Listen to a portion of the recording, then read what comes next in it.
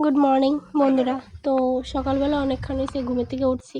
ঘুমের থেকে উঠটা চা টিফিন খাই নিলাম, আগে মুখ টুক ধুয়ে ভালো করে চা টিফিন খাই নিলাম।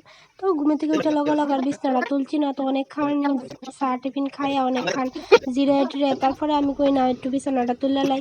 তো আমি তাড়াতাড়ি করে আইলাম, সেটা পাশে বিছানাটা তুলে নিলাম, ভালো করে ঝাড় টাড় দিয়ে মশে টসে তুললা ভালো করে বিছনাটা তুললাম। তো তোমরা তো সবাই জানো বিছনা কেমনে তুলে, এটা কি আর আমার কোন লাগবো। তো বিছনা তুললা এবার দেখি আমার ঠাম্মা এদিকে রান্নার তোড়জুড়ি করতেছিল। তো আমি গিয়ে সেটা জিগাইলাম যে কিতা রানবা। তো এদিকে রান্তাছিল মানে রানবো কুমড়া দিয়ে আলু দিয়ে ভাজা করব। তো যার লেগে কুমড়া আলু কাটতে লাইছে। এদিকে আমি আবার কাপড় ভিজাইছিলাম, অনেকখানি কাপড়টি ভিজাইছি। তো যেহেতু চৈত্র মাস, ওখানে সবাই একটু দোয়াফালি বেশি করে এই মাসে। আর 2 দিন পরে তোমরা সবাই জানো সংক্রান্তি। তো সংক্রান্তির আগেই সব ধোয়াফালি করণ লাগে। তো এই লিগে কয়েকটা কাপড় ভিজেছি, আর বাকি সব আমরা ধোয়া হয়ে গেছিলো গা। তো ভালো করে কাপড়টি খইচা টুচে এবার আমি পড়ছিলাম ধুইতাম।